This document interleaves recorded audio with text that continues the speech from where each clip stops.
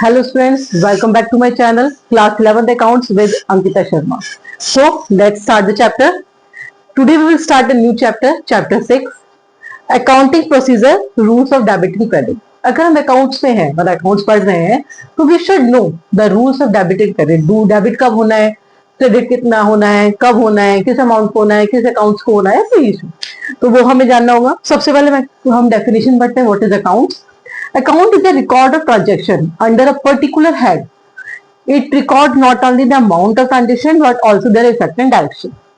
कोई भी अकाउंट जो हम केवल ये नहीं है कि मतलब हम इसको रिकॉर्ड करते हैं एक पर्टिकुलर हेड के अंदर, ये आउटस्टैंडिंग में जाएगा, ये सेल्स में जाएगा, ये परचेज में जाएगा, ये रेंट में जाएगा, ये क्या कहते हैं, ये एसेट बनेगा, लायबिलिटी बनेगा, पर्टिकुलर हेड.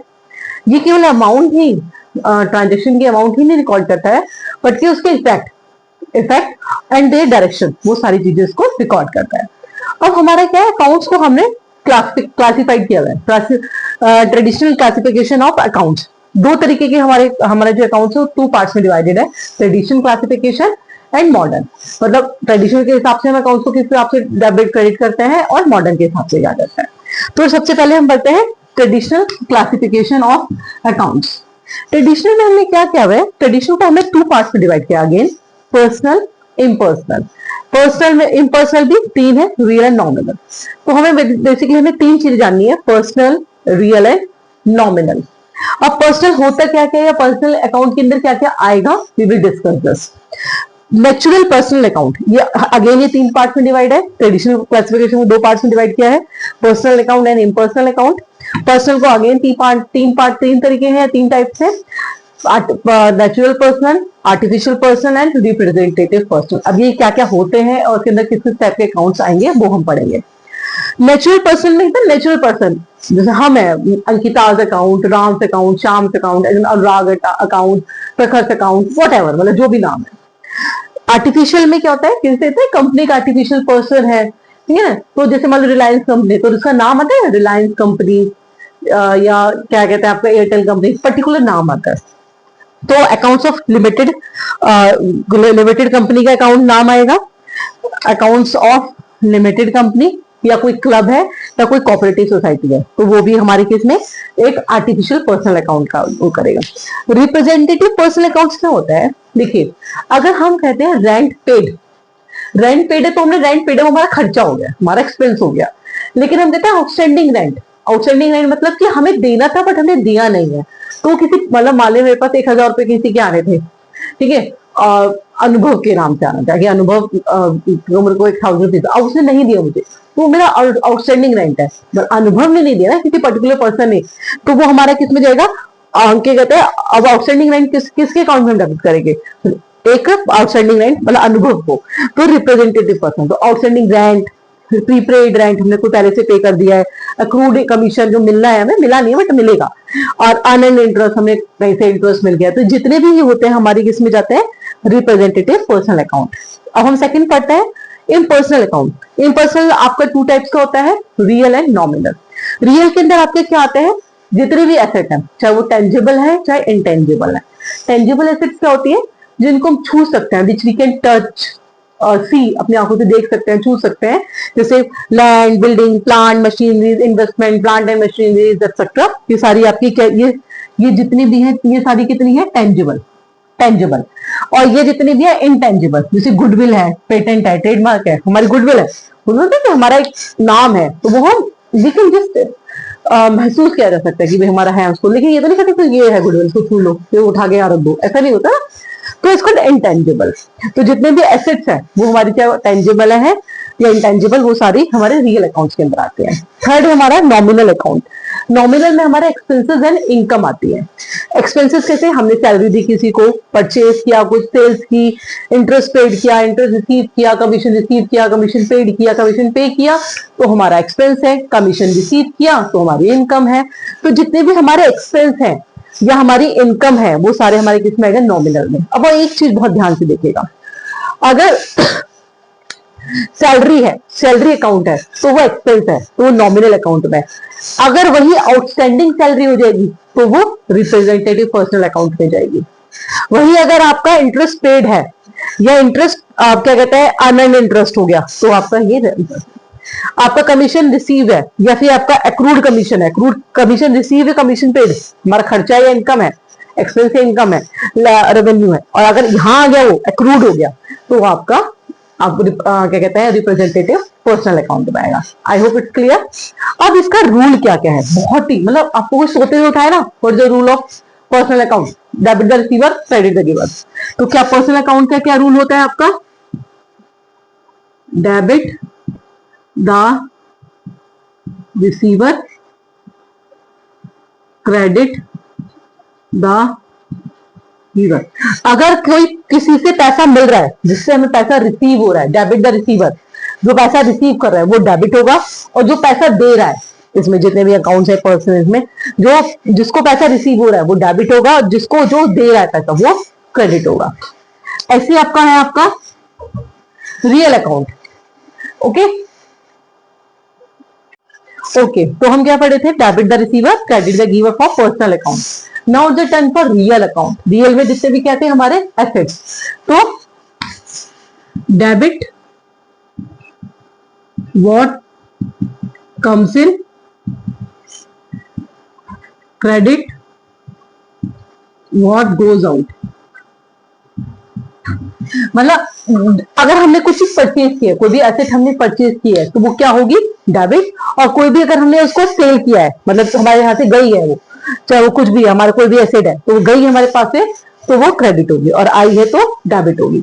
और हमारा नॉमिनल अकाउंट है, हमारे जितने भी एक्सपेंसेस या इनकम है, तो debit all expenses and losses, credit all income and gains. जितने भी खर्चे या नुकसान है, debit all expenses and losses, credit all income and gains. तो आपको क्या क्या याद करना है, तीन तरह के अकाउंट है, personal, impersonal and real. Sorry मतलब पर्सनल एंड इम्पर्सनल। तो आपसे जनरली पूछा जाए कि कितने टाइप के account, personal, real and nominal. Personal का क्या है आपका rule, debit the receiver credit the giver, real debit what comes in credit what goes out, and nominal debit all expenses and losses, credit all income and gain. So now we will do one question depend on this classification of this. Yes class, so let's do one question depend upon the chapter 6, which one is the real account, which one is the nominal account, which one is the personal account. हमें ये सारे कुछ चीजें दी हुई है, हमें classify करना है कौन पर्सनल अकाउंट पे जाएगा, कौन रियल में और कौन नॉमिनल में। क्योंकि अगर पर्सनल अकाउंट हम जज कर लेंगे तो रूल लगा देंगे, debit the receiver credit the giver. Real account में debit what comes in credit what goes out, और नॉमिनल में debit all expenses and income, debit all expenses and income, credit all income and gain. So let's do the question. Cash, cash हमारा क्या है, हमारी एक asset है, तो ये किस में जाएगा, रियल अकाउंट पे। बैंक, बैंक किसी के नाम है, भाई वो पैसा है वो किसी बंदे के, जो अकाउंट में पैसा हो किसी बंदे के नाम है, तो वो किस में जाएगा आपका, पर्सनल। आउटस्टैंडिंग सैलरीज, ध्यान दे अगर खाली सैलरीज होता, सैलरीज तो ये सैलरी पेड या रिसीव, तो हम इसमें क्या कहते हैं नॉमिनल में डालते हैं। लेकिन अब ये आउटस्टैंडिंग है, outstanding rent, salaries, accrued interest, आपका प्रीपेड रेंट, ये सारी किस में जाते हैं, रिप्रेजेंटेटिव आपका रिप्रेजेंटेटिव पर्सनल अकाउंट में। तो ये आउटस्टैंडिंग सैलरी किस में जाएगा आपका, रियल अकाउंट पे। कौन सा हो गया आपका, artificial real account, artificial personal account. Sales, sales आपका क्या है, सेल्स आपकी इनकम है, तो किस में जाएगा, नॉमिनल में। एक्रूड इंटरेस्ट, मैंने पहली बताया था, outstanding salaries, accrued interest, interest receive in advance, या कुछ भी इस तरह की जो होते हैं, प्रीपेड रेंट, ये सारे किसमें जाते हैं,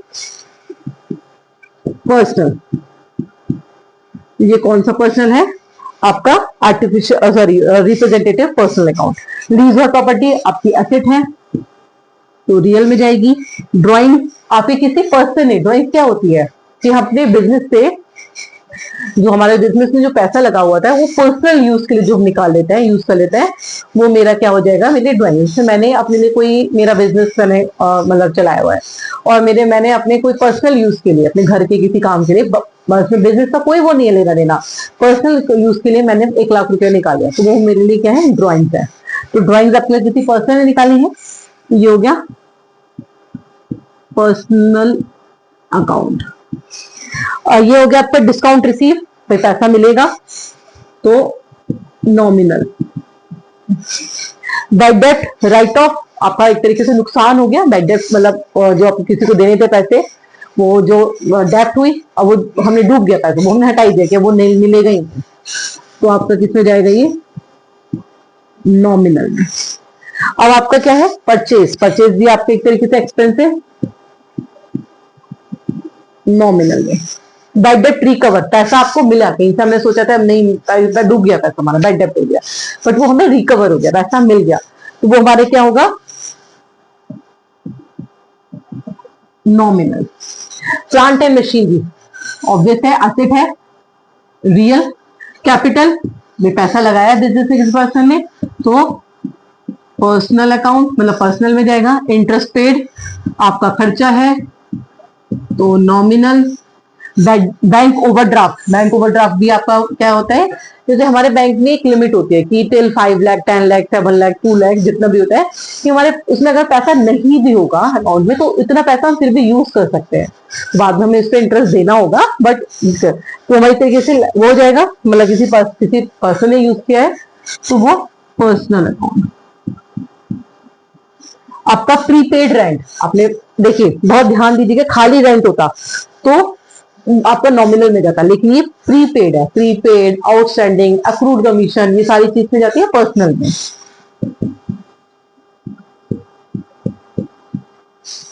कैरेज इनवर्ड खर्चा है, आपका एक्सपेंस है, नॉमिनल में। गुडविल आपकी एसेट है, intangible asset, real. So I hope this topic is clear. Now we will discuss the modern classification.